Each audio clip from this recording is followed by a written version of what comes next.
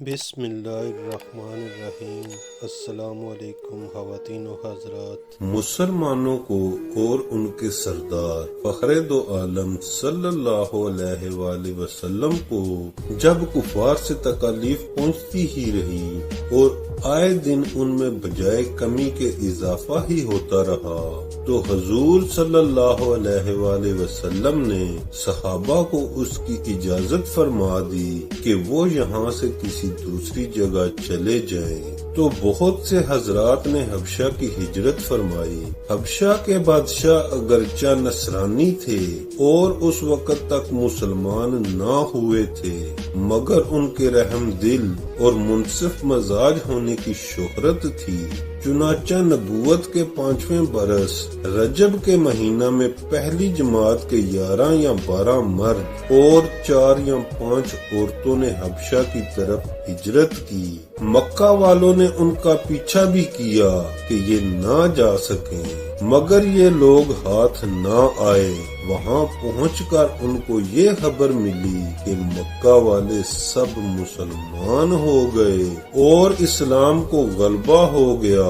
اس خبر سے یہ حضرات بہت خوش ہوئے اور اپنے وطن واپس آ گئے، لیکن مکہ مکرمہ کے قریب پہنچ کر معلوم ہوا کہ یہ خبر غلط تھی اور مکہ والے اس طرح بلکہ اس سے بھی زیادہ دشمنی اور تکلیفیں پہنچانے میں مصروف ہیں، تو بڑی دقت ہوئی۔ ان میں سے بعض حضرات وہیں سے واپس ہو گئے اور بعض کسی کی پناہ لے کر مکہ مکرمہ میں داخل ہوئے۔ یہ حبشہ کی پہلی ہجرت کہلاتی ہے۔ اس کے بعد ایک بڑی جماعت نے جو 83 مرد اور 18 عورتیں بتلائی جاتی ہیں متفرق طور پر ہجرت کی اور یہ حبشہ کی دوسری ہجرت کہلاتی ہے۔ بعض صحابہ نے دونوں ہجرتیں کی اور بعد نے ایک۔ کفار نے جب یہ دیکھا کہ یہ لوگ حبشہ میں چین کی زندگی بسر کرنے لگے تو ان کو اور بھی غصہ آیا اور بہت سے تحفے تحائف لے کر نجاشی شاہ حبشہ کے پاس ایک وفد بھیجا، جو بادشاہ کے لیے بھی بہت سے تحفے لے کر گیا اور اس کے خواص اور پادریوں کے لیے بھی بہت سے ہدیے لے کر گیا۔ جا کر اول پادریوں اور حکام سے ملا اور ہدیے دے کر ان سے بادشاہ کے یہاں اپنی سفارش کا وعدہ لیا، اور پھر بادشاہ کی خدمت میں یہ وفد حاضر ہوا۔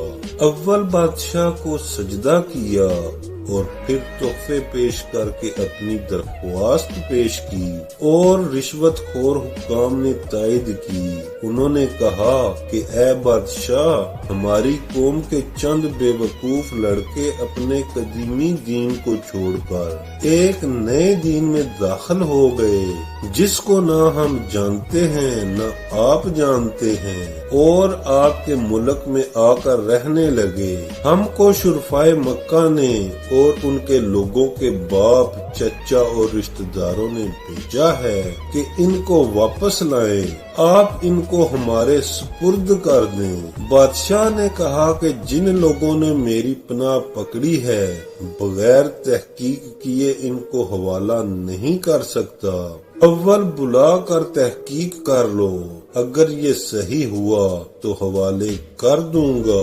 چنانچہ مسلمانوں کو بلایا گیا۔ مسلمان اول بہت پریشان ہوئے، کیا کریں، مگر اللہ کے فضل نے مدد کی اور ہمت سے یہ طے کیا کہ چلنا چاہیے اور صاف بات کہنا چاہیے، اور بادشاہ کے یہاں پہنچ کر سلام کیا۔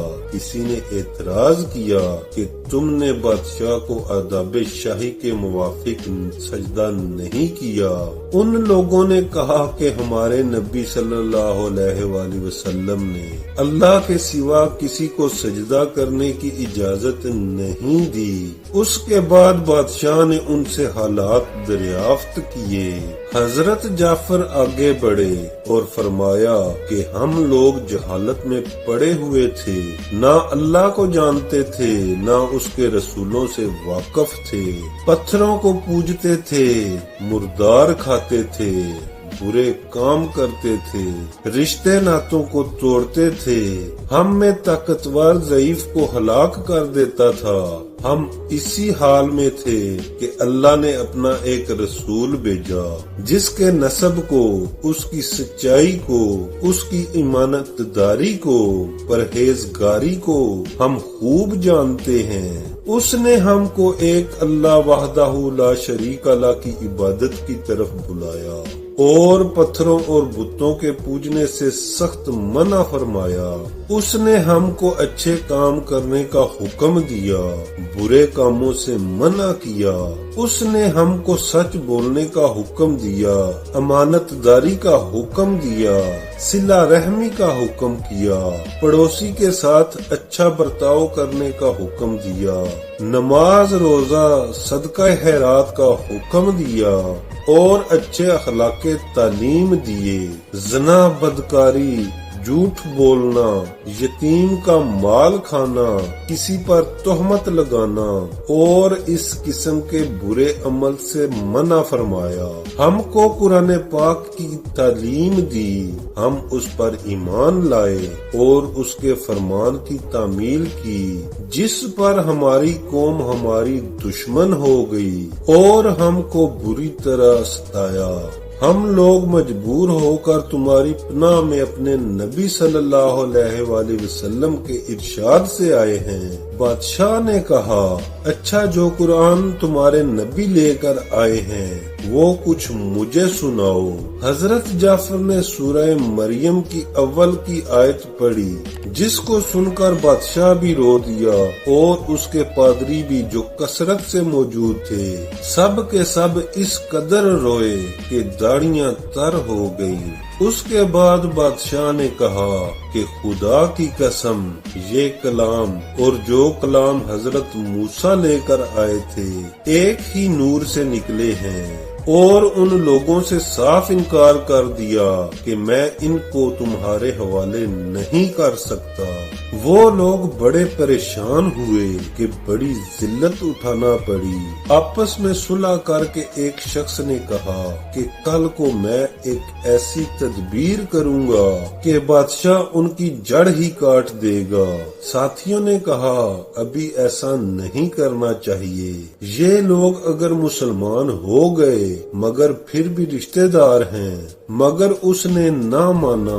دوسرے دن پھر بادشاہ کے پاس گئے اور جا کر کہا کہ یہ لوگ حضرت عیسیٰ علیہ السلام کی شان میں گستاخی کرتے ہیں، ان کو اللہ کا بیٹا نہیں مانتے۔ بادشاہ نے پھر مسلمانوں کو بلایا۔ صحابہ کرام فرماتے ہیں کہ دوسرے دن کے بلانے سے ہمیں اور بھی زیادہ پریشانی ہوئی۔ بہرحال گئے۔ بادشاہ نے پوچھا کہ تم حضرت عیسیٰ علیہ السلام کے بارے میں کیا کہتے ہو؟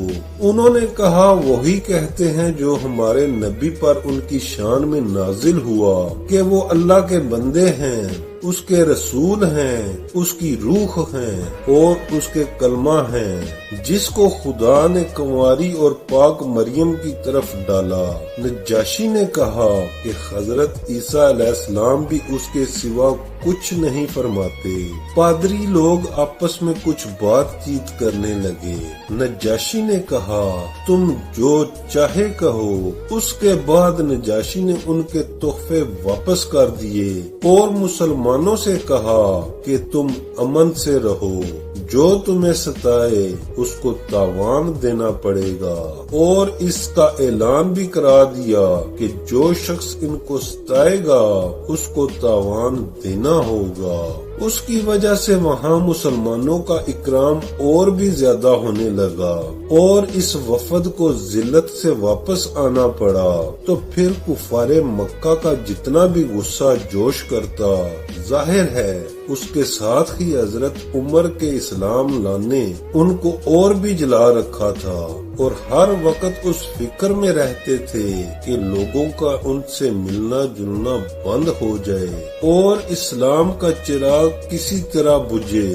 اس لیے سردار نے مکہ کی ایک بڑی جماعت نے آپس میں مشورہ کیا کہ اب کھلم کھلا محمد صلی اللہ علیہ وآلہ وسلم کو قتل کر دیا جائے، لیکن قتل کر دینا آسان کام نہ تھا، اس لیے کہ بنو ہاشم بھی بڑے اچھے اور اونچے طبقے کے لوگ شمار ہوتے تھے۔ وہ اگرچہ اکثر مسلمان نہیں ہوئے تھے، لیکن جو مسلمان نہیں تھے وہ بھی حضور صلی اللہ علیہ وآلہ وسلم کے قتل ہو جانے پر آمادہ نہیں تھے۔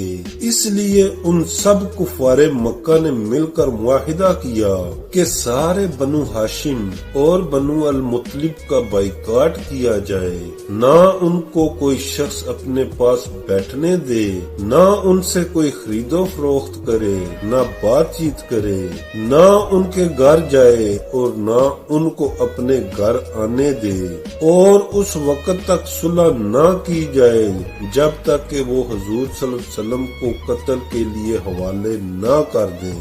یہ معاہدہ زبانی ہی گفتگو پر ختم نہیں ہوا، بلکہ یکم محرم سے نبوی کو ایک معاہدہ تحریری لکھ کر بیت اللہ میں لٹکایا گیا تاکہ ہر شخص اس کا احترام کرے اور اس کو پورا کرنے کی کوشش کرے، اور اس معاہدے کی وجہ سے 3 برس تک یہ سب حضرات 2 پہاڑوں کے درمیان ایک کھائی میں نظر بند رہے کہ نہ کوئی ان سے مل سکتا تھا، نہ یہ کسی سے مل سکتے تھے، نہ مکہ کے کسی آدمی سے کوئی چیز خرید سکتے تھے، نہ باہر سے آنے والے کسی تاجر سے مل سکتے تھے۔ اگر کوئی شخص باہر نکلتا تو پیٹا جاتا اور کسی سے ضرورت کا اظہار کرتا تو صاف جواب پاتا۔ معمولی سا سامان غلہ وغیرہ جو ان لوگوں کے پاس تھا وہ کہاں تک کام دیتا۔